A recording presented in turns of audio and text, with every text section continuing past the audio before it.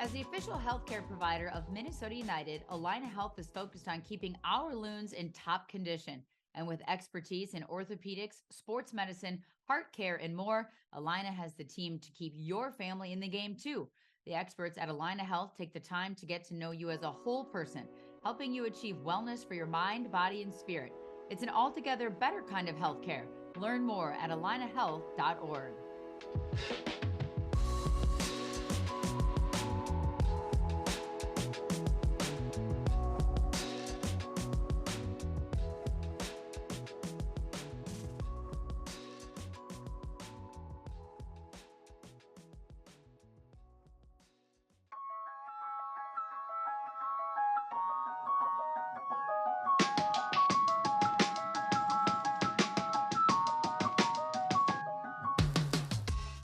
Hello, everybody, and welcome to another episode of Sound of the Loons, presented by Allina Health. And today, I finally get to be joined. They finally let me talk to the new man on campus, Sam Shashoua. And I want you to say your name for me because, and I'm never going to say it like you say it. I totally get that. But can you say it for everybody so we hear the correct pronunciation of your name? We can try to say it properly. Yeah, so it's Samuel Shashoua.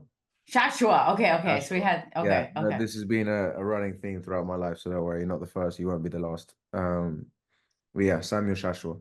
Okay, Shashoua. And my last name is D. St. Aubin, which also can be, I mean, we've Americanized it a lot. It was probably some fancy like De St. Aubin thing like at some point. But so I totally can appreciate wanting maybe the correct pronunciation. So thank you for taking the time. I appreciate it. I know did you just get off the training ground or what was your morning like? Yeah, we had quite an intensive session today. It's pretty hot as well.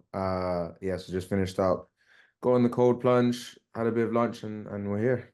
Nice, awesome. I want to talk a little bit about your soccer journey because everybody that comes into Minnesota United or MLS for that matter, whether they come from abroad or whether they're from the United States, has such a different, unique soccer journey. So tell me about you. I know you were born, I believe, was it in London? Am I correct on that? You were born in London, spent some time in Tottenham Hotspur, but also then played in Spain for several years, and that's where you found yourself over here in the United States of Minnesota. But where did this passion for soccer come from? When did you start playing, and how did that come about? So yeah, I was born in London. I think my family always says that they like threw me a ball when I was like a little baby, and then from there it was a bit of a love story. Never really ended. So yeah, I just always loved football. I loved sports in general. I was always outside. I was a kid that I grew up in a very good household where my parents were very supportive and they always wanted me to, play with other kids, have fun. And so yeah, I was outside the whole time. Football was my main thing that I loved. So we were playing like Sunday league. So in England, you play like Sunday league, which is like, with a group of people, your friends. My dad was a coach. And then So like what age group are we talking there? so this is like when I'm Okay, 6 years old. Mm-hmm. And then when I turned 8, my brother actually got scouted first for Tottenham. And how old is he? Is he like He's 2 years younger than me, so younger than you? yeah, it Okay, pissed me okay. off. So I was like, why am I not? And then my dad was like, okay, his brother's good though. Can you just watch him as well? And then we both went for a trial. We got signed, and then yeah, so I signed when I was 8 years old at Tottenham, and I signed there until I was 18. So I did 10 years at the academy, which was amazing. One of the best experiences of my life to see those guys up close, train with Harry Kane, Heung-min Son, all these people. Really grew up as a person there as well. Wait, talk to me. Just pause for a brief second. Like, talk to people about what that's like to be in a club youth system for an EPL team. Like, what is that like? And if you don't make it to a club team, for an EPL team, what does that mean? I mean, how does that portrayed over in England? Okay, so yeah, it's quite a big deal. It's pretty cool. They, if you want to be successful in football, it's ideal to try and be in one of these academies as young as possible, especially in Europe and England as well. You're training 4 times a week from 8 years old, and you then play a game on the weekend. Then when you turn 16, you sign a scholarship. So you leave school completely and you sign a scholarship to be full time. They put you in housing near the training ground so they can kind of, you know, keep an eye on you as well because of So that at age. 16, you're not at home anymore. No, so they Okay. put you, doesn't matter if you live 5 minutes away, it doesn't matter. They want to put you with a host family where they can watch your diet, they can watch, your sleeping patterns, everything. Everything's controlled. And that's when you start doing full-time football to learn how to be a professional, which is basically 6 days a week, game on Sunday. And after that, when you turn 17, you're eligible to sign a pro contract. And then from there you can basically be with the first team. So it was they put a lot of emphasis on like professionalism from young. So we were taught things from like, 9, 10, 11. Everything was geared towards eventually making it to the first team at Tottenham. And if not, to have such a good base from all the stuff you've learned to then go to other teams and basically carry what you've learned over there. So you say you're doing football, soccer full time when you go into this housing system. Yeah. Does that mean there's no more school, or does that mean there's school in addition to soccer? So for those first 2 years, you have to get some sort of qualification. So in the UK, we have A levels. I don't know if it's the same in the US.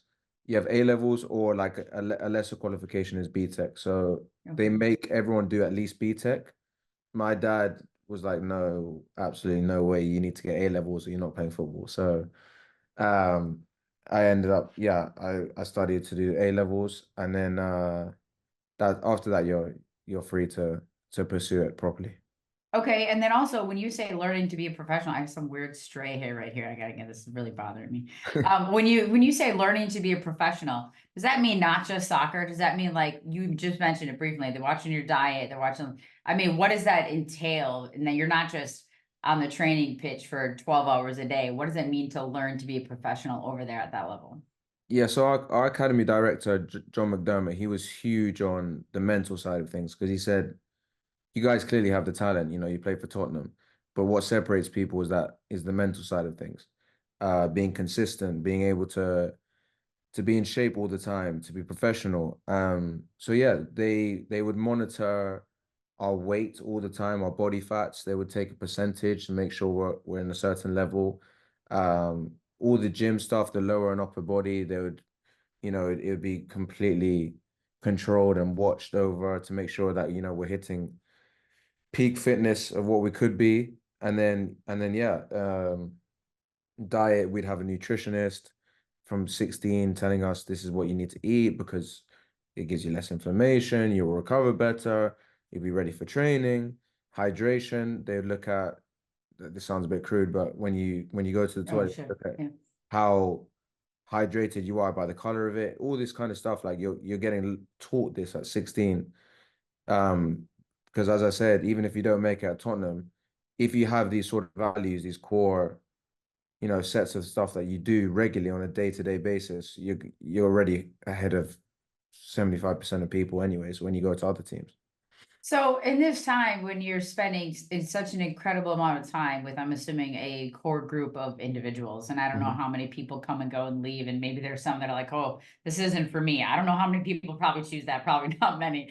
But how many of those people do you still stay in touch with? Are you close with? I mean, because I know like in the United States, whoever you played club in college with at a young level is like still your best friends for life, right? Because you spend so much time with Yeah, them. How many people are you still in touch with? Do you stay in touch with from that core initial years, if quite any? a, quite a lot actually. In touch with like here and there, like just monitoring, like Yeah. seeing what they're doing and stuff.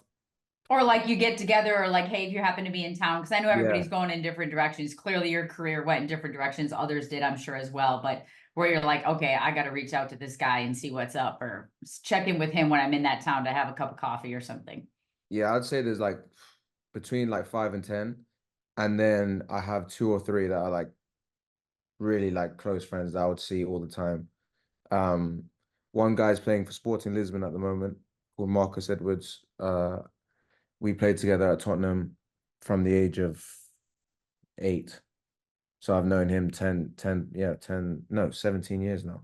Gee, I'm 20, I'm getting old. And yeah, no, we're in contact all the time because we both went abroad really young. And so it was like we both lived sort of similar experiences.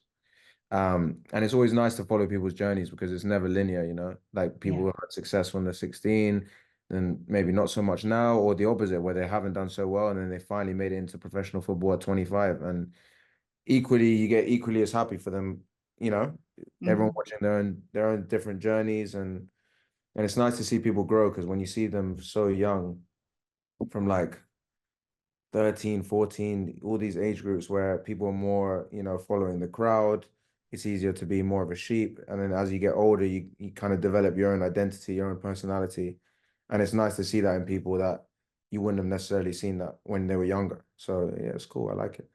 So how did you what would you say your personal identity is that you've developed? Are you more of a sheep? Or are you more on your did No, your own yeah, thing? I'm kind of different. I think I got into just because of life, I guess, like how life is, it teaches you things in certain things that you didn't really necessarily focus on when you're younger. Now that I find it really important. Like I'd say I'm quite a spiritual person now. I'm big into reading. I love nature. Um, just love going for walks, just being grounded. Um, So you're not a guy that's like everywhere you go, you're looking at your phone. not particularly, no. I think as the years gone, before I would go outside, I really wouldn't care. And now I can go and look at a tree and be like, oh my God, that's beautiful. Like for hours. I want to start fishing now that I'm here. There's all these lakes. I caught my first fish the other day, actually. What kind of fish was it? How big I was have it? Can you absolutely no actually idea. I eat have a it? photo. I have a photo on my phone. It wasn't very big. It was like this So big. you did you throw it back? I felt so bad. Okay, Yeah, I okay. had to throw it back. I felt Did you bad. at least take the hook out of it I did yourself? take the hook out. I Okay, did. okay, okay, okay. Felt bad. Um, no, it's funny how life works. Yeah, I love that. And do you recognize a moment in time in your journey, your soccer journey, because it's brought you in different places that you like all of a sudden you switched? Or like was there Yeah, for a sure. moment in life that like something that triggered that, or what could you say? For sure. When I went abroad the first time, that was the first period where I had just complete time and thoughts to myself. I was living alone when I was 18 in Spain. So you start to listen to yourself more. Like you realize what you're actually thinking about. You're not always with people. So that was the start of it. I think when it really like started changing fully was when I got surgery. Mm. I had hip surgery. So then after that, I had so much time to myself and I was so disappointed of just how it had gone because I was doing really well and it was something I couldn't control. I just couldn't understand it because I put my whole heart and soul into it. I was like, why is it me that's getting injured? And then that's when I got into like, you know, philosophy, reading, spirituality, and you learn to, you know, accept everything that comes to you and not really view anything as negative because there's so many blessings that I've got from those situations. If you look at it in a different perspective, I've grown so much more as a person. I would speak to my mother now, and she would say, when I was younger, I was always a good kid, but I was a bit more selfish. I wasn't, you know, um, always thinking of other people. I was always thinking about my own journey, and I was really head set on, you know, I want to make it, I want to make it, and that was it. And I didn't really have an identity outside of football. So reading and all this kind of stuff has given me that. So when I look back at it, I'm like, these things were actually a good thing for me.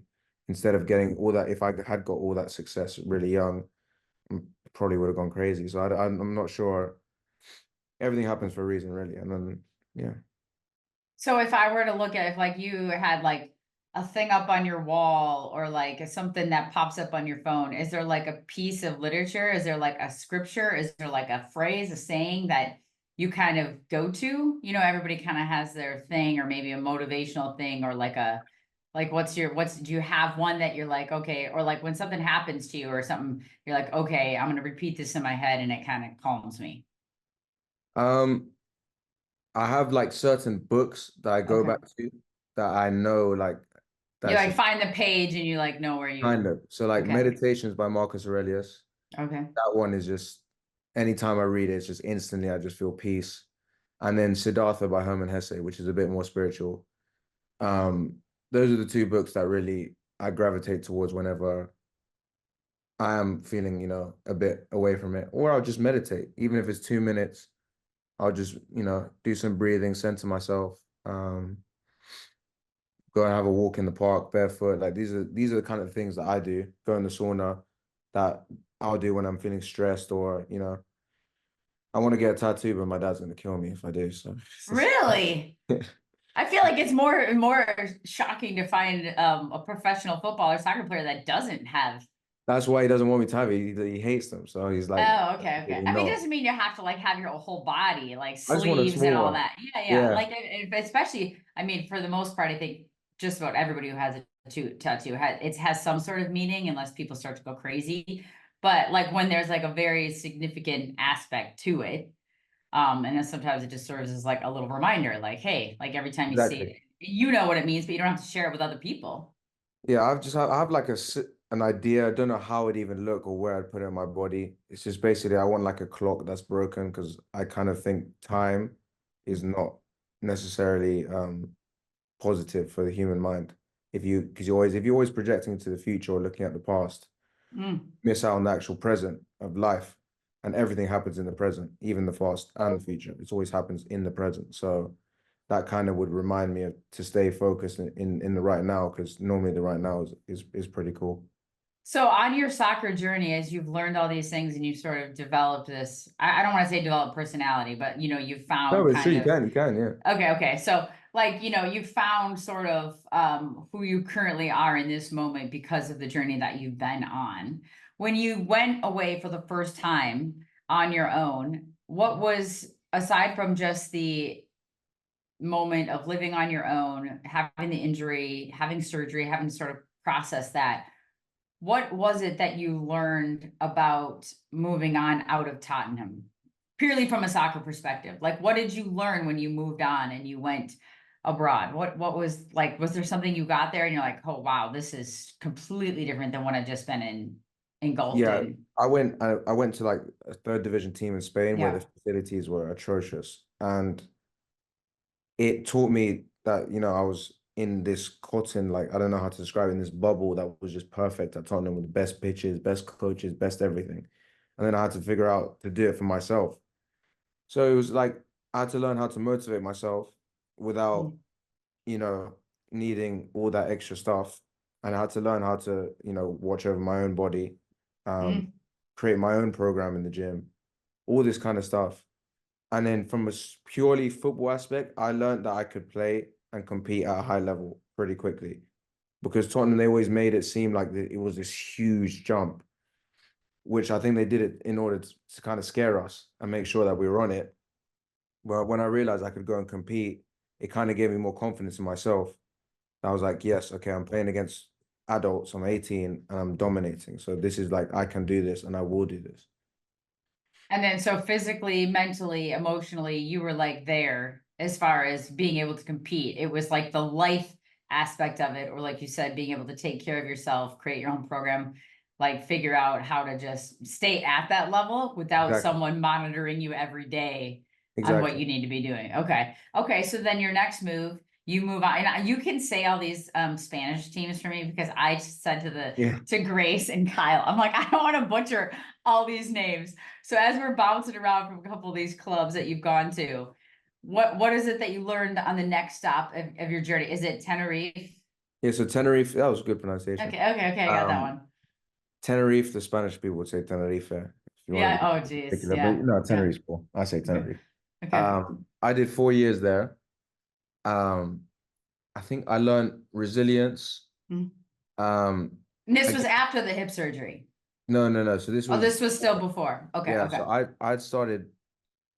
I was in a position there where I didn't know if they wanted me or not, basically. Mm, So I had to do a preseason to convince them that I was good enough. So that was my first time where I was like betting on myself, and I was like, no, I'm gonna show them that I can compete, and not just compete, I can be one of the best players here. So it was rewarding to see that I did that, and I went from a position where they wanted to kind of get rid of me to them giving me the number 10 shirt, starting most games, being one of the most important players there. Um, and I'd say I learned, this is when I started to gravitate, when I started getting the injuries, which mm, was in that period. Do you think that was just, I mean, do you have any like thought of like looking back now of why the injuries had happened or have happened or why, or, like, Mm. because you've taken such good care of yourself, is it just, it is what it is. I'm sure you probably don't want to spend too much time analyzing it. You just kind of move on.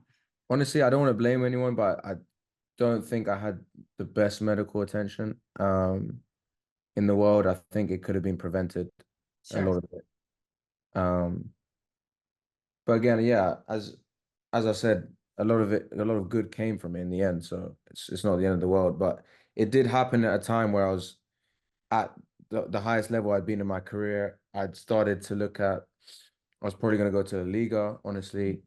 Greg had just called me from the national team. It looked like he was going to call me up. These things were all happening, and I was 22, and then the injuries were just slapped me in the face, and life just went boom. And then that's when I learned to, kind of accept what I had and try and find joy now, even when it's not going so well. Um, that's why that was the main thing I learned in Tenerife, was that everything that's external, you really just can't control it. When you're on this journey, I didn't even ask this yet, and I can't believe it because I know people that are listening and watching are going to be like, wait a minute, like we're talking about his journey, but if you had to say your style, if you had to like write a little blurb about yourself in a media guide, what would that look like? What do you bring to a team? And I know every team is a little bit different what you brought to each of these stops, but Yeah. even or to Minnesota United, when you're like, this is what I can do for this club, this is the quality I'm going to bring on the pitch. What would it say? I think I'm an exciting player, like someone that you'd want to watch. I like to dribble, combine, make things happen. Um, I'm a good 1v1 player. Yeah, I think I don't want to say too much because I want people to just see. I'm excited to kind of show what I have. I think I can hopefully make a big impact here, and that's kind of my goal. I just want people to enjoy watching me play, and I think that's my style of play is I play to for people to enjoy, and for myself to enjoy. Um, so quite a natural, fluid player that plays, um, yeah, combination attacking football. So how Minnesota? Why Minnesota? How did this come to be? Like if people like, the press release comes out, the signing, like how did you end up here? How did this come to fruition? So Khalid used to be, I think, the sporting director of Barnsley. Yep. Right. Yep. When I was at Tenerife, he tried to sign me about 4 times. Okay. Um, at the time, I didn't want to do the championship in England. I was looking at La Liga or like a top division somewhere. So it just never materialized. Then I saw that he went to Minnesota, and I was like, to my agent, I was like, I've been wanting to play in the MLS for a long time because I just think Okay. it suits how I can play. And I just called my agent. I was like, he just went to Minnesota. Why don't we just ask him if he would take me? Um, so then they did like an extensive, obviously, scouting with me and how I'd been in the last year because he had already scouted me for 5 years before that. So it was just more to see how I was physically. Yeah. Um, we had like a possibility of maybe coming in the last few days of the April window. Hmm. That fell through because it was a bit last minute. But I'm just so happy to be here now. I'm so grateful for the opportunity. I think the timing of it couldn't be more perfect. I'm enjoying training so far, and I just can't wait for the window to open so I can play, which is the worst period. But yeah, It's like going back in the early days of Tottenham where you like just train every day, but you don't get to actually play a yeah, game. yeah. I guess Uh, I'm trying to find the positive in it. I'm looking at like a mini preseason, um, and I just mean, use that's better that than just being like thrown into it, right? Like you arrive exactly. on July 17th and you're Yeah, like, hey, here for we go. sure. We're going to throw you out there.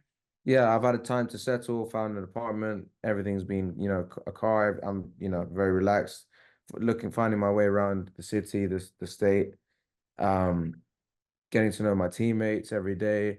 Um, so yeah, I'm just gonna use all the energy that's like accumulating to hopefully, demonstrate what I can do with even more, enthusiasm when I come. You're going on these nice long walks in these nature areas around the lake and whatnot. Are you living by yourself? Because I know you said, Yeah, I mean, you said you've kind of found a peace, like when you're by yourself, you don't always need to be with somebody. yeah. I'm living by myself in downtown at the moment. I think if I was to stay for like a longer term period, I'd probably look somewhere more nature based. But for now, it's perfect. Well, and then also like anybody in particular that you've sort of gravitated towards. I mean, I feel like anytime somebody arrives on a team, there's just sort of like a natural, why you have a goofy grin on your face, like, Yeah, oh. no, I don't even want to say the guy because he's gonna get happy. Hugo, me and Hugo are like pretty close. Oh, okay. Um, I think it's funny because like on the Well, I first day, suppose, right? I mean, like there's like a Spain Spanish, connection there. Yeah. yeah, Yeah. he's a funny kid, and then he realized I got a car pretty early. I had the rental, and then I didn't even know his name properly, and he was texting me to pick him up to take him to training. I was like, okay, this guy is crazy. Um, no, I'm joking. He's a cool guy. He lives in the same building. Um, we're of similar ages ish. I'm a bit older. He's a bit more immature. Um, he's a really nice guy, and that's probably the person I've gravitated towards the most. And then Jordan as well. Mm. Jordan has a London background. So we're very similar in that sense. Like this is very easy. And then Will's been really good with me as well. Mm. Like in that kind of leadership captain role, he's making sure that I'm okay. Um, he's just an all round great guy. He should probably run for president. Um, yeah, he's a nice guy.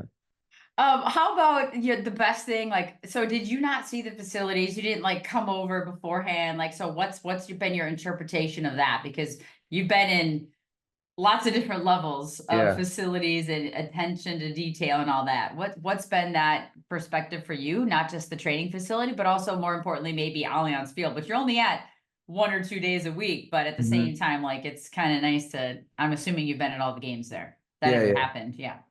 It's the training facility is miles better than anything I've had since Tottenham. Like miles better. Just the professionalism, everything around it. You feel like a pro footballer here, which is great. Everyone's so helpful. From the HR team, everyone. Erin's been really amazing with me to sort out all my documents and stuff because I'm pretty lazy, so she's helped out a lot.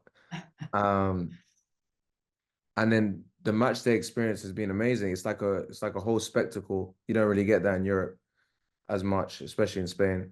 Um, it's just exciting. I just want to play on that field in front of everyone. Um, but yeah, no, it's really, really good. I have no complaints whatsoever. If anything, I'm blown away by it. Awesome. Well, I appreciate you taking the time. I know that everyone's gonna love getting the scoop and the insight. There's like literally, I don't think, and maybe people argue with me, and I'm sure I'll hear about it on Twitter or something, but I think people love feeling like they know people, like For they know sure. the individual, like, okay, how can I connect or relate? I'm like, now I know this about, and whether you're not just a guy on the field, like for 100%. entertainment value, I think people appreciate getting to know the individual. So I know people are gonna love this podcast. And I guess I'd be remiss if I didn't ask, like, are you cheering for anybody in the Euros here, or who do we got going? So we've got a love-hate relationship with England right now. I'd say England, just because I didn't think I was until the Euros happened, and I found myself kind of like cheering for them on the low. Yeah. So now, yeah, I want England to win. If Okay. you don't, I wouldn't mind Germany winning. Because I like a couple of the young players that are playing there. Okay, good to know. Because I mean, it's like literally, I've got it on over my shoulder right now in the office. It's like you can't. I love these kinds of days where you like just Yeah. turn on the TV in the morning and it's like doesn't matter. There's something on, and then you got Copa at Yes. night. And that's been like chaos with, you know. I'm probably I supporting that more actually because I need. okay. So who you got in that? I'm probably the biggest Messi fan in the history of the world. Oh, So I just geez. need him. I need him to win another one. You need him to be around for 2026, maybe. Oh my If you're God, still in the I'll United cry. States, we got the World Cup here. Like that wouldn't be a bad shout. Or like I'll find cry if I yourself ever in play a against him. I'll cry. You wouldn't be the only one. Yeah. I mean, how many times have we seen, especially in MLS, right? Where these guys are getting their photos and doing all this stuff. And you're like, wait a minute, you got to go like compete against him. Yeah, You gotta, I know. It's gonna be weird. it's I'll challenging. obviously try and score a couple goals, and then I can do the crying after. Yeah. And then you can just make sure you exchange the jerseys Oh my God, after the match. Yeah. that'll be a dream. Yeah. I love it. Is your family coming over here at all?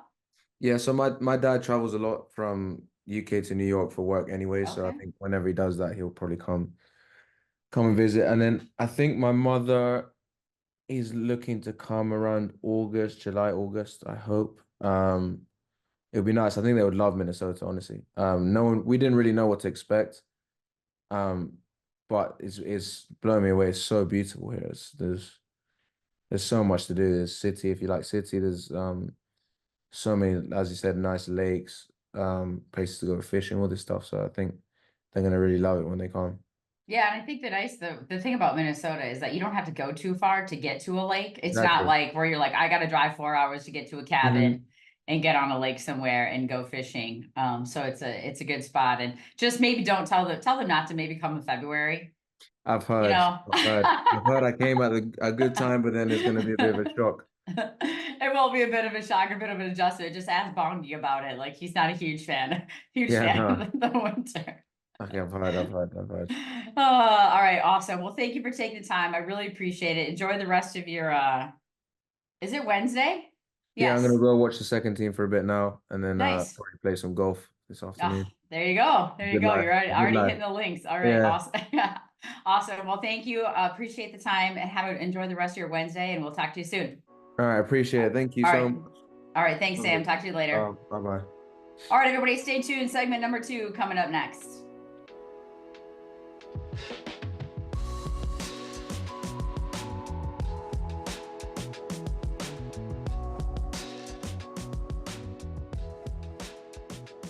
Just because the Loons are away doesn't mean you have to watch the match from home. With Loons Watch Spots, presented by Coors Light, you can find a piece of that Allianz Field atmosphere at some of your favorite Twin Cities locations. Check out the full list of locations and upcoming watch parties at MNUFC.com/Loons Watch Spots.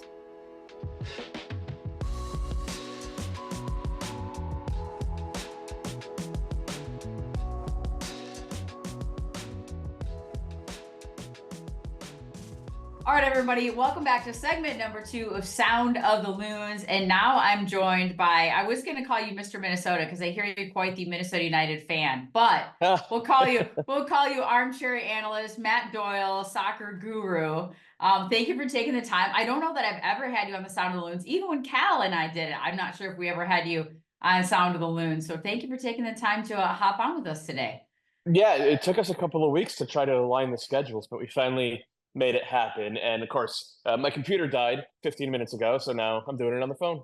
No worries. The modern condition, Kyndra. That's what it is. Oh, good. No worries. And yes, it's not like our schedules are busy in the summer, not like you have anything going on, and then you got to take a day off here and there when you can. So I totally understand and appreciate that. I was actually just glancing up at my TV over the shoulder because I was like, wait, are the Euros on yet? And I still think I have like an hour or two before they get going. You're in Eastern time zone, yes?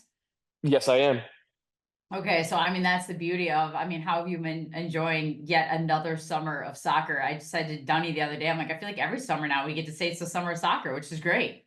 Yeah, it's been man, it just went from 0 to 60 real quick with the Euros and then Copa America. Like we had like a 2-week break where it was only MLS basically, and then the Champions League final and the Champions Cup final happened on the same day, and then just ramped up so quick from there.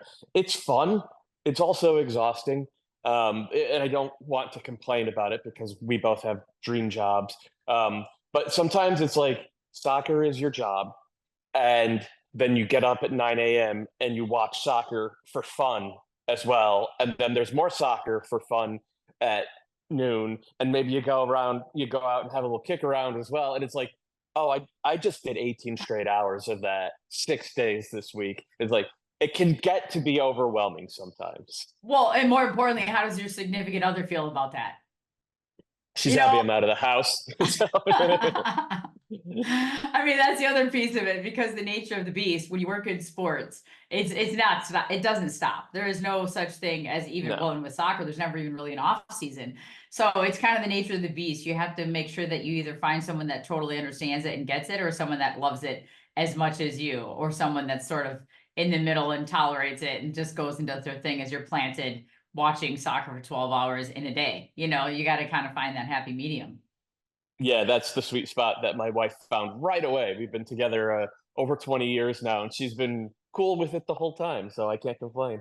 There you go. There you go. That's a win-win. Do you have a favorite match yet that you've watched yet between the Euros and Copa America, or something that sort of, you haven't gone to any of the Copa America games, have you? Have I you had have no. I Okay. mean, I wish I could, but it's just it's so much with we're producing coverage of MLS 5-6 days a week here, just like to get away for a match. It's not super feasible this time of year. I'll tell you the end of the Italy game yesterday was pretty wild. There's been a lot of wild endings with the Euros. I feel like Copa America's gotten off to kind of a slower start, but I mean, Costa Rica did really well yesterday against Brazil. I think we saw the lack of a true number 9 for Brazil kind of rear its ugly head. I thought you were going to there's say been- we saw. I thought you were going to say we saw the lack of an official. That's Weeby's beat. That's not my beat. I'm too smart to start talking about officiating and calls and all that. Oof. Well, I love it. I think it was Alexi Lawless in the post game was like, "Welcome, you've been CONCACAF'd." Yeah, it's a solid start. It's a solid start. But so you're just saying, like, you feel like you've finally seen the lack of a true number 9, because Costa Rica did exactly what they needed to do, and that's kind of the brutality of soccer. Like, you can dominate in every statistical category if you're Brazil and not find the goal. Yeah, and Costa Rica have been sort of masters at that for about 15 years, because they were the first ones to really start using that 5-4-1, and it was maybe more of a 5-3-2 last night, but the previous golden generation of Costa Rican players stamped their name on the world stage by putting together performances a lot like the one we saw last night. A little more attacking than we saw last night. I think they barely went forward. But they made it to the quarterfinals 10 years ago in Brazil in the World Cup, and they took some wins, they took some points that people didn't think they would be able to manage. And for this Costa Rican group, they have actually the youngest side at Copa America right now. They're the only team younger on average than the U.S. It was a huge question whether they could keep that going. Right, we've seen so many teams, generation to generation, just falter, just not have enough talent in the pipeline to keep the identity intact. And so from a Costa Rican perspective, to do that, I mean, this is really this generation's first big test in the Copa America against Brazil. To do that, to put that performance, it was a landmark point for that program and kind of for CONCACAF as well. And I hate it because there's nothing more I hate as a U.S. soccer fan than having to play that Costa Rican team and face that 5-4-1 twice in World Cup qualifying. And I'm already dreading 2028, 2029 because of that. It's just going to be miserable playing them. You can always hang your hat on, though, the possibility of a Francisco Calvo, like, I'm going to dribble out of the back, or some weird left-footed square ball. Oh, yeah. Like, and I mean, Calvo was phenomenal when he was here at Minnesota. I have no qualms with him. He was incredible with the media. But, like, there's certain times where you're like, dude, what are you doing? Like, you can't play that ball, And I'm like, so, I mean, I guess if he's still around on Costa Rica when we have to, face him next, then that's always a bonus. It could happen. I will say, over his career, he's been a much better player for his country than he's been for any of the clubs he's played for. And he avoided those exact types of, like, I kept waiting for it watching that game last night. Never really happened. And like, that's not unusual for Calvo. It's like he just hits a different level when he wears the Tico's red. Well, we'll talk about Shaqiri later, so we'll get to that whole concept of people playing better for their country than for their club. But let's talk MLS. Let's deep dive. And I know that people listening and watching are going to understand that they're all probably watching the Euros and Copa too. So it's not unusual to hit that. But what's the biggest storyline that's grabbed you? Where, we're getting into the second transfer window here. What is the team you think that is in most need of a transfer that is going to elevate them? And then who do you think, East or West, that is just like kind of doing okay with what they got, but if they add something, it would just be a nice piece? Yeah, I mean, I think the answer to that last question is Columbus.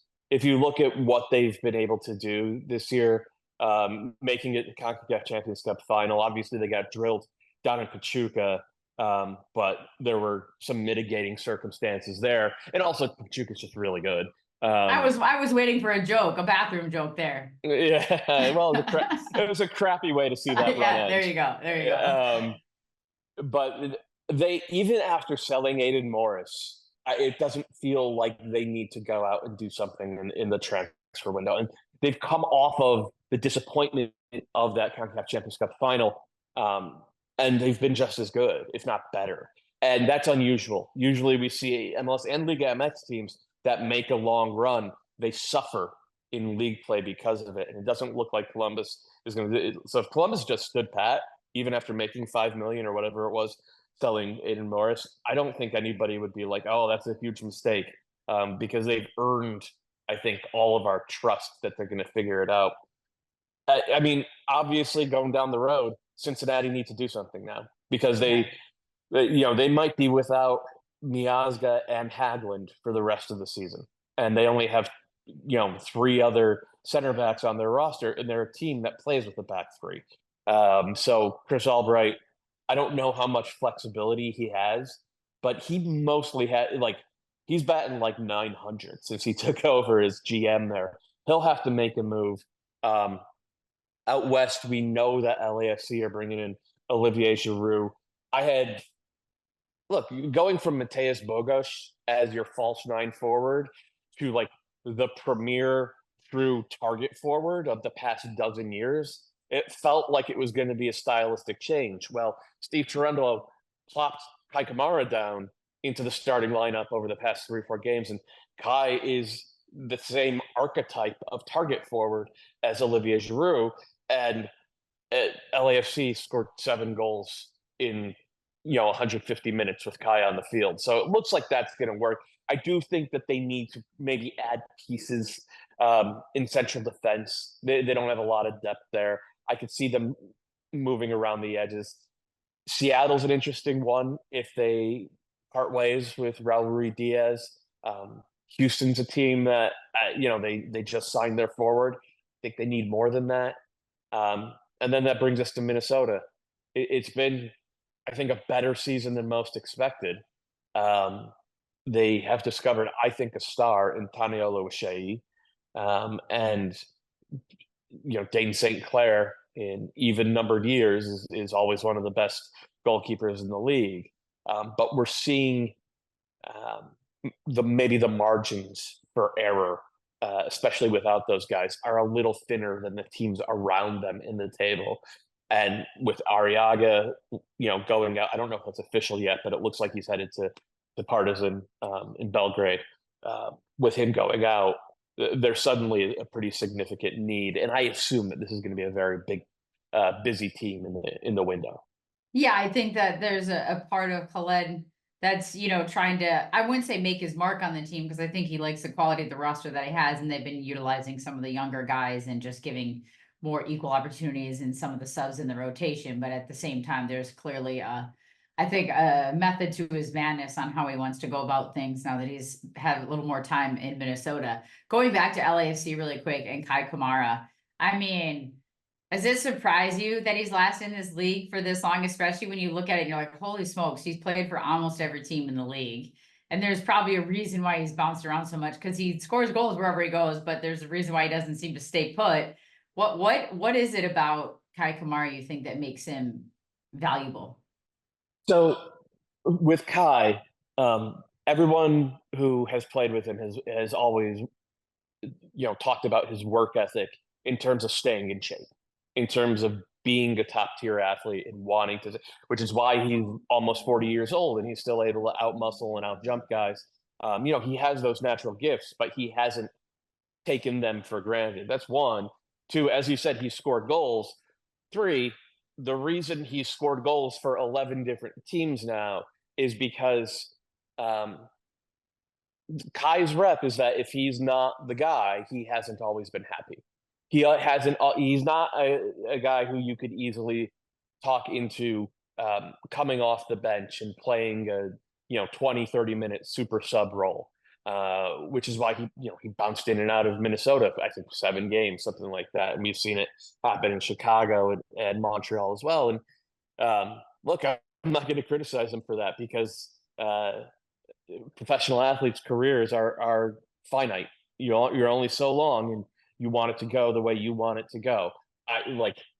In a perfect world, he would have been a guy on the roster in that super sub role for one of the CONCACAF Champions Cup teams, right? He is a perfect veteran presence that you would want to throw in a game the final 25 minutes if you're chasing a goal. Maybe he's embraced that now with LAFC. Even with Giroud arriving, there would be a place for Kai Kamara with that. But it's, to be doing what he's doing at age 38 years old. Well, I guess it's a new day and age. We have to get used to it in basketball with LeBron being 40, with, Messi just turned 37 yesterday, and he's still probably the best player in the world. So we're seeing, modern sports science, health and fitness understanding allow guys who are lucky in avoiding injury, allowing them to push their careers out longer. And why wouldn't you, right? It's a kid's game. It's fun. If you can do it at 38, keep doing it. Well, I mean, Kai's not quite at the point yet, like LeBron, where he picks the next head coach. He's not quite there yet for whoever he plays for, like LeBron does. But maybe if Kai has somebody on his podcast for a few times, and they'll become the next head coach. I think Steve Carundolo, though, has got his spot firmly cemented. But do you think Kai, too, to that point, like, depending on the roster and the players that are surrounding him, or who he's going to the bench for, like, you know what I mean? Like, who is that starting center forward? If he's not, he might be more willing to come off the bench. And when you look at LAFC's roster, you just talked about Giroud coming in, like, okay, I can be here and come off the bench and have a very serviceable role because I know the quality of what's around me, and I may not be the best forward on this roster right now. He may never say that out loud, but he might be thinking it in his head. I mean, I would assume so. And either way, we're going to find out. Giroud arrives on July 18th, and I might start a couple of games over the course of the subsequent 3-4 months just for squad rotation. But there's no doubt who the starting number 9 is going to be, and I'm sure Kai knows that. He's a smart guy, and if he buys into it, he'll be a weapon for a team that already has a lot of them. So I want to talk about the Western Conference a little bit, because I know a lot of Minnesota United fans that'll be watching this are going to be a little bit more honed in on the Western Conference. What do you make of Sporting Kansas City? Give me the whole lowdown, because I have them this weekend against Austin, but they just made the change with the director of player personnel. Peter Vermes still has a job. Like, what do you make of Sporting Kansas City and even that move, or what are your thoughts? So at some point in the last 6-7 years, maybe even longer ago than that, Peter Vermes really stopped developing young players. Busio came through, and that was a good job, and they made a little money off of him, and he's done well in Italy after a rough start. And Daniel Shalhoub has been a pretty decent attacking piece for them over the years, but that's really it. And if you look at that borderline dynasty KC had from about 2010 to about 2018 or so, that was all based upon developing young players, primarily through the draft. Guys like Kai, who they got through they actually traded for him when he was young, but like Roger Espinoza, Matt Beasler, Graham Zusi, Chance Myers, Seth Sinovic, Dom Dwyer was good for them for 3 or 4 years. Like that's a lot of talent that came from a very low level, and Peter Vermes was able to build up to a very high level. They've stopped doing that, and because I don't know, because there's always talent in the draft. You could always find guys in the draft. And if you have a proper player development pathway, you can get a Tani Oluwaseyi and a Dane St. Clair and a Sonny Dotson and all on down the line. And Sporting mostly haven't done that. That's one. And I'm to understand, I'm not saying they missed on the draft. That's why they've gone into the toilet. But like that, just like the overall ethos about getting young players via the draft, via the home, academy pipeline, via U22 initiative, and making them significant parts of the roster. Sporting just stopped doing that. And they started going after guys who were at or near, ostensibly in their primes, often at the tail end of their primes, and those guys just don't have as much upside. And I think they missed on a bunch of them. They had a little bit of bad luck with injuries, and then baked in to all of that was they bet big on Alan Pulido as their main signing, their number 9. He's supposed to be their best player, and he was only okay the first couple of years. And then last year in a contract year, he was very good. Coming off his injury that he kept him out for a year plus. Correct. And he was really good in a contract year, and they gave him a massive contract. He's been terrible. And we've seen that across sports. Alan Pulido's not the first guy to suddenly maybe not be as invested once he gets that big check. So it's this confluence of events, and the way it expresses itself on the field is, well, first of all, there's just like an utter lack of athleticism across that team. They're the slowest team I've seen in MLS maybe ever. You could just run right past them, for one, and for two, look, you could see the body language. This is a group that's not bought in. They don't seem to be working particularly hard, and Peter Vermees seems to understand that and trying to rotate and find answers, but I don't think there are answers in that roster.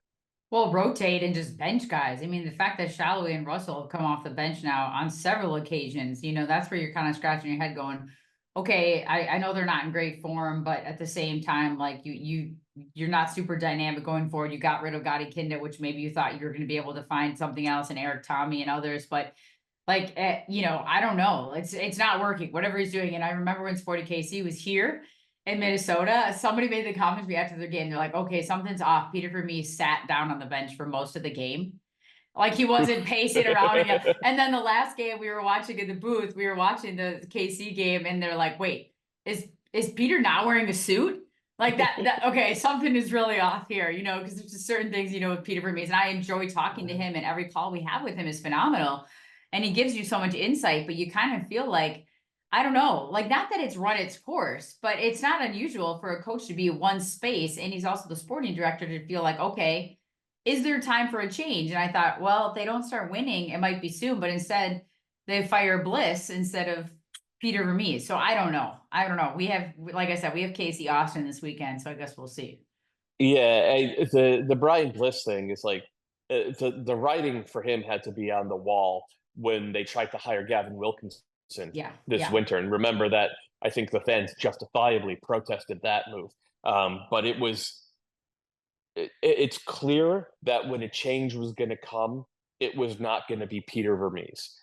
I think, though, this winter, probably, Peter Vermees, the chief soccer officer, needs to sit down with Peter Vermees, the manager, and get on the same page.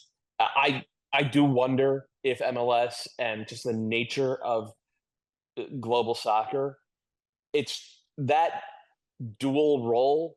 It seems like it's too big for one person to have. You can't be the chief scout and the chief soccer officer and the head coach and have all of it on your plate. And I know that, look, I'm just a guy who writes columns and occasionally goes on podcasts. Peter Vermees has won a half dozen trophies in MLS. He forgets more about soccer than I'll ever know. But that said, just looking at the way it's played out, it just feels like the job has gotten bigger and bigger and bigger, and the ability to handle it has gotten more and more precarious. So they're in 13th in the West. Let's move down to San Jose, who sits in 14th in the West. 11 points through 19 games and 0.58 points per game. And they get rid of Luchi Gonzalez yesterday, who was just hired in August of 2022. What do you make of that change? Are you like, wow, this was too soon? Are you like this, there was no hope for this thing? Like, what do you make of what San Jose is? I don't think they're as bad as their record. I actually like a lot of the attacking talent on their team. They have a lot of academy kids who are coming through who I think are super talented. The defense has been a mess. The real issue is the goalkeeping. Yeah. And it's wild because last year San Jose had, Daniel was the best goalkeeper in the league last year. He didn't win goalkeeper of the year because Roman Berkey ended up playing about 1,000 more minutes. Daniel was hurt for a part of it. But everybody and their brother picked Daniel to be goalkeeper of the year this year in MLS. Well, he plays 3 games. He was terrible in all 3 games to start the year. And then he had a season-ending injury. Okay, put in William Yarbrough. William Yarbrough had a number of very good years for the Colorado Rapids. He was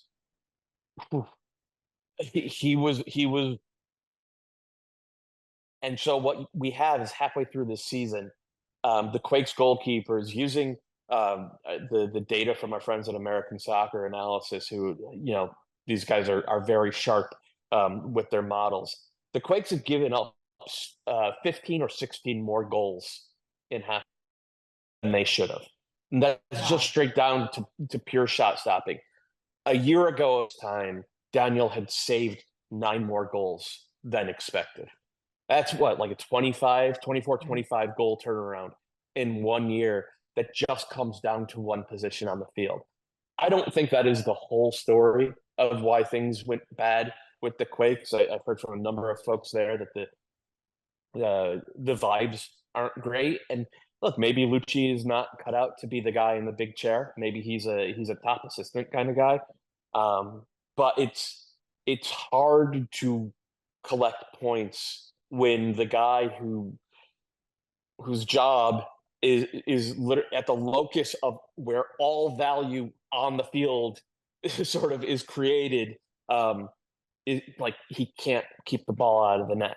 So it was really unfortunate to see. I don't know Lucci personally. Everybody I know says he's a really good guy, but you completely understand why teams having a season like this, the front office and the ownership decides to go in a different direction. It should be noted, Ian Russell, who's got the interim job, he had like 3 or 4 really good years as a head coach in Reno with the USL in the USL Championship. So it wouldn't shock me at all if they had an immediate new coach bump that turned into a long-term, permanent head coaching role for Ian Russell. On our family text chain yesterday when that firing came down, because my husband's cousin is Tommy Thompson, and one of my sister-in-laws was like, wow, Tommy's had like 14, he's 28, he's been with one team the whole time, he's had like 14 different coaches between full-time coaches and interim coaches it's like, so San Jose has just been in a spiral that just, I don't know, it's just any team goes through that. It's just hard to see that you just can't find like some solidity or consistency, which is what makes teams great. But then on top of it, just like, I don't know, it just seems like a lot. And then when you're having a bad season, it's tough to get out of that spiral in the midst of it. So yeah, and then you just hope that it doesn't turn into a multi-year thing, but like we might have already crossed that threshold with San Jose, so you'll see. Yeah, and then just my last question for St. Louis, or it's not St. Louis, the Western Conference, before we deep dive into Minnesota, is on St. Louis. Do you think that this is gonna like turn around? Do you think so? We had Austin last week against Minnesota, Tyler, Terrence, and I, and we talked to Josh Wolf, and he was very open about the fact that they overachieved in 2022. They were not that caliber of a team, and it was like a come to Jesus moment, reality check. And now 2023 kind of evened out a little bit, and now they're kind of on this struggle bus where they've gone up and down. But he like fully admits it. Whereas like you talk to Bradley Carnell and he is not there yet. He's not willing to say we overachieved in 2023 and maybe we're, coming back to reality. He's not there. So what do you think about the St. Louis team? Are we somewhere in the middle? Is it not as good as 23, but not as bad as 24? And I know we're only halfway through the season. Yeah, I actually think they're playing better ball. If you look at it, like I think their structure is better defensively. Roman Berkey's facing about 30% fewer shots. They're not giving up the shot quality that they're facing is maybe a smidge higher, but they've traded quality for quantity. So I think they're better structured defensively. Um, they scored 63 goals on 43 expected goals last year. It was an all-time overperformance. This year they've scored like 25 goals on 25 xG. They are exactly where the numbers say they should be. They, Bradley Cardinal has kind of made it clear in his recent post-game pressers that he's dying for more quality to arrive. And to that end, they've made a couple of signings from, I think, the second Bundesliga, guys who presumably will slot right in as starters. And hopefully they can be a little bit better for their sake. They can be a little bit better, a little bit cleaner going forward and start looking something more like what they were last year. But again, what they were last year, 63 goals on 43 XG, it was a mirage. They weren't that good.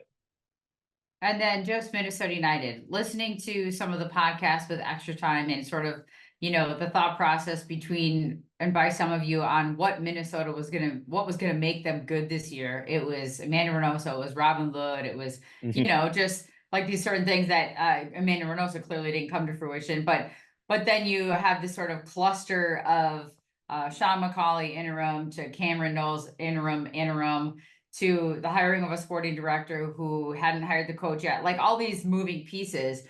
What do you think is the key for this Minnesota team that's currently sitting in fifth on 29 points? They're missing a couple guys for international duty, as we know in the moment. But what do you think is going to be the key for them to sort of stabilize and maybe continue to sit where they're at? Because I don't know that they're a top 3 team in the West with the way Salt Lake and LAFC, the Galaxy, we can go down the list of some of the teams that are sitting up there, or they're not below the playoff line, but to just maintain some consistency and quality in the second half of the season. Yeah, I think they got to figure the defense out a little bit. Going to the, kind of wonky 5-3-2 where Arriaga would step in and become an extra midfielder at times. I thought that worked really well for about a month. But then, you miss players, other teams get cleaner and quicker with the ball. And suddenly those rotations, if they're a half beat off, lead to gaps, and gaps lead to chances, and chances lead to goals. And that's kind of what's been happening, I want to say, since early May. It just hasn't been, it's not that it hasn't been as crisp, it's that other teams have gotten better and understood themselves more. And so it's sort of like a push and push back type of thing. And Minnesota hasn't really figured out a way to push back and compensate for other teams just being better at this time of year than they are in the first 2 months of the season. Figuring out that defense, that's step 1, 2, and 3 for me. And it's probably personnel, certainly with Arriaga going. And then it's probably shape a little bit. I'm not sure the 5-3-2 or 5-3-1-1, whatever you want to call it. I'm not sure that is the right long-term solution. I think it's a club you have in the bag that you can play, but it's probably not the default. So, Eric Ramsey, I think he's done really well, given like A- A so far, somewhere in that range. But he's still got a lot of work to do, and so does Khalid in the big chair upstairs. This is a roster that is incomplete. This is a roster that needs a lot of work, and I assume that, as I said, I think at the start of the show, I think this is going to end up being a very busy team during the transfer window, and it should be. And the goal is to have something more stable that can make it so that Dane St. Clair or Clint Irwin, whoever's in goal, doesn't have to be a hero every single week, because it's felt recently, especially, like you need that kind of heroic performance from the goalkeeper week after week after week. And that's just not a sustainable way to be a top team in MLS. What have you liked the most about Tani Oluwaseyi? Like, what has pleasantly surprised you, since this is really anybody's first look at him this season? I mean, his movement, right? There's there's I'm going to do air quotes here, an insult that people use calling guys tap-in merchants. And to Ugh. me, a forward who finds 15 tap-ins a year is not a tap-in merchant. He's an elite goal scorer.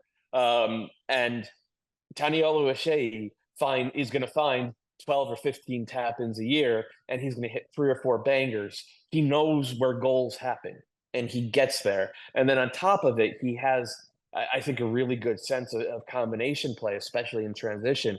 We saw him about a month ago. He set up Robin Lod for one of those goals. It was like a Messi goal where he's arriving at the spot for that one-time left-footed finish, and it's like, that could have been Suarez to Messi, man.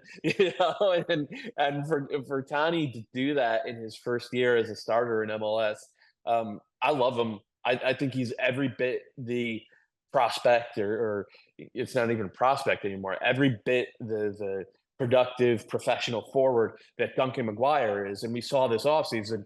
Duncan McGuire is getting $9-10 million bids from pretty ambitious teams in the championship. That's the type of performance that I'm seeing from Tani. And if he's able to get on the field for Canada in Copa America, maybe that could happen. But for my sake, and I think for fans of Minnesota's sake, I hope he's there for a long time, scoring a lot of goals in Minnesota, because it's been fun to watch.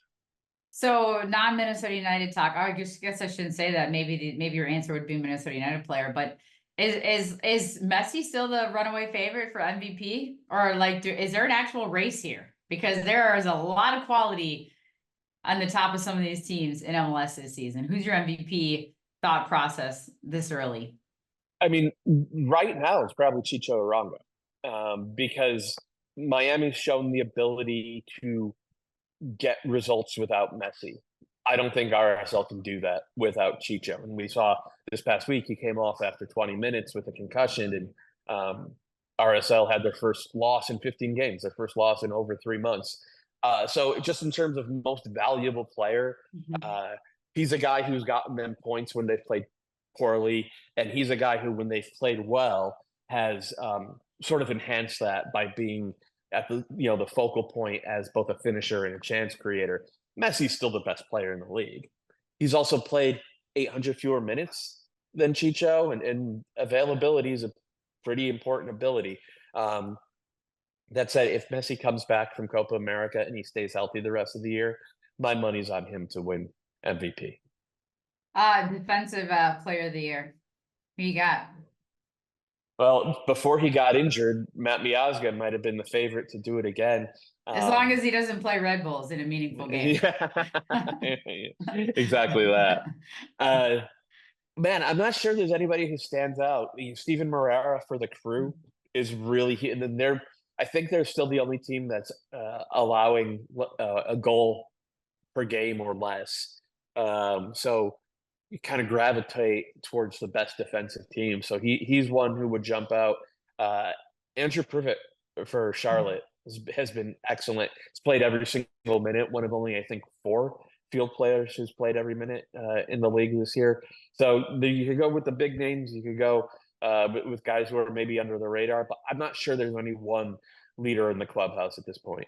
I think it's tough too, because how we define the best defensive player of the year these days may not be what they do defensively as how they maybe contribute on both sides of the ball. So we have to almost we have to put like a wing back maybe in a different category than like some of your center backs, because they're truly being asked to defend. Whereas when you have these two-way players with the wing backs, it's like next level of what they can do, the ground they can cover, the shifts they put in, the 1v1 defending, like all those things. That's probably a little more difficult than maybe just being a center back. And that's not a slight on center backs, but it's like we have to have 2 different categories maybe. I've always felt that way. And especially for defensive midfielders, I think they've always gone overlooked. And, I used to say 10 years ago, I used to talk all the time about how the defensive player of the year in MLS every single year is Ozzy Alonso. And he will never win that award because he's a defensive midfielder and he's not a center back. And like every single year, he was the best and most impactful defensive player to set foot on an MLS pitch. Well, and I always, and Tyler makes fun of me now because I talk about Ozzie Alonso. I reference him a few times because he's like, oh, you cannot play or six that ball on top of the 18. And I'm like, if you had Ozzie Alonso, you can. Like he Yes. will, Yep. he is like they're worth their weight in gold when you can get out of pressure in the defense by playing a six that you trust with the ball in that dangerous of position because they won't lose it. Like that's like valuable to a team to then transition and go forward. So I'm with you on that. I have a soft spot for holding mids. How about goalkeeper of the year? Christian Kalina's got an argument. Roman Berkey's been really good again. I thought Dane had a really good start to the year, though he cooled off, I think, in the month heading into Copa America. Those are the ones who jump out. I might be forgetting something. I know Alja Zivicic has been really good since he signed with the Revs and was slotted immediately into the starting role. But those are the ones who jump out. But again, there's no clear-cut leader, whereas it felt like at this time last year, it was absolutely Berkey's trophy to lose. And then lastly, just talking about Euros real quick, because we were talking about Copa America, but like Chicago Fire, Shaqiri, does he come back? Is he going to be back with the Chicago Fire? He doesn't want to be back with the Chicago Fire. Chicago Fire don't want him to be back. I think that has probably run its course. Everyone I've talked to, the people who know things, think that he's played his last game for the Fire, and that's best for the player and it's best for the Fire. And the way they've picked up results and scored goals lately has shown it. And then just looking at the games this weekend, I just scroll all the way past all these Copa America games that are on the MLS Soccer app, which rightfully so. But what's the game you're maybe most looking forward to? I don't even know if you have it in front of you, but New York City, Orlando, Atlanta, Toronto is on Saturday, Montreal, Philly, New England, Columbus. I don't know if you got them in front of you, but any particular game that you're like, I know you watch all of them, but what do you really got to hone in on or excited about? I mean, given that New England are on that 4-game winning streak out of nowhere after being so terrible to start the year, and given that Columbus are who they are, and they are who we thought they were. Exactly. Nice Denny Green quote. that one definitely catches the eye. But it's tough. These games on Saturday night, they all happen at the same time, and it just like I get up at 8 a.m. on Sunday, and my first 3.5 hours of the day are all watching MLS Saturday night games on like 4 times speed. Like it just goes and goes and goes. So do you have the volume on for that? Because do we all sound like chipmunks? No, the volume's down for that. The volume's down for that one. Well, that's what's tough is I hear a lot of announcers and analysts are like, oh, well, I watched the recap of everything. I'm like, I can't. I have to watch the game. It's hard for me to just watch a recap. Like I need to really understand it. Or like when we do scores at halftime, and post game, and like, whoa, how'd that happen? But then like, if you really you're like, oh, well, they had 2 red cards. But like, if you're just looking at the score, you're like, how did that happen? We don't have time in the midst of a game to like get the scoop on it. I don't know if you're in on this at all, but any desire to be involved? I hear there was like a push-up contest on Emma, was it 360 last week? And I don't know if you feel like you need to get in on that or who won that or what's going on there, but I think those guys are all 10 years younger than me. So I think I need to do a little bit of training and maybe find a time machine if I'm gonna compete in that one. Yeah, I think they should do one a WWE like competition for Kevin's sake. And then for BWP's sake, some sort of a soccer skills challenge, so then it would really like even out the playing field. But well, thank you, Matt Doyle. I appreciate you taking the time. I appreciate you taking the time out of your busy day. I'm sure you've got like 7 screens on behind your phone that you're holding up, trying to keep track of everything. But appreciate you taking the time, giving your knowledge and your insight and your expertise. And we'll see you on the shows this coming week. Are you on MLS? This is MLS this week too? I'm on recording This Is MLS tomorrow, and then the usual slate of content over the next couple of weeks, and then Leagues Cup happening. So more work. That little thing called Leagues Cup just around the corner here. Awesome. Well, thank you so much. Have a great rest of your day, and we'll talk to you soon. It was good chatting. Take care. All right, everybody. Thanks for tuning in to another episode of Sound of the Loons. We'll catch you again next week.